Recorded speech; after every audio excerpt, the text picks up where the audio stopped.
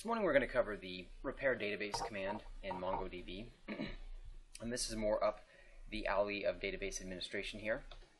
And so a couple of things about the repair database command. First of all, let's just go ahead and run it.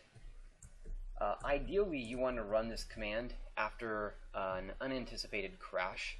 I would suggest, if you are, there are some similarities with it and CheckDB in SQL Server, but they're not identical, and don't think that they are.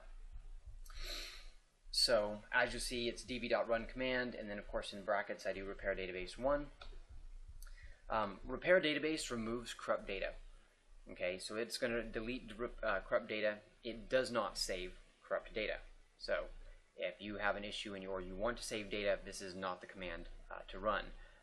It should not be used at all. You should avoid this command if you're needing data recovery.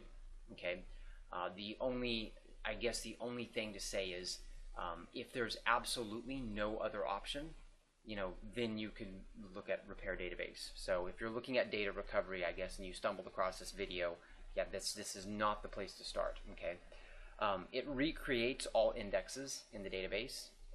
It requires significant time if the data size is large. Okay, it reduces the total size of data files on disk, and another thing about it is that it blocks all other operations. Okay, so nothing's going to run or go through while this is being checked.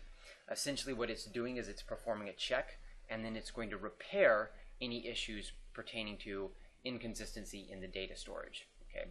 So that's kind of what repair database does. Keep in mind, it's going to lock data. It's a good thing to run after an unanticipated crash. Anytime SQL Server, it's similar. I'm going to use the analogy here with SQL Server because it's something I have a lot more experience with. Anytime SQL Server will unexpectedly crash, first thing I'm going to do is do what? Run CheckDB, right? I'm not going to let people go hammer it. I'm going to turn it off and tell people, okay, stay away from this database. I'm going to run CheckDB. So the same thing is true here with repair database. It's not exact, as you can tell, but it is something that you want to definitely check on. That being said, if you're trying to do any type of data recovery, you want to stay as far away from it as possible. This is not what it's for. As I said earlier, like repair database is actually going to delete the corrupt data. It's not going to save your corrupt data. So if you want to look through that, you'll want to avoid this command. So that's one of the database administration commands here is repair database. And of course, you can look at the documentation from MongoDB on that and check it out for more information.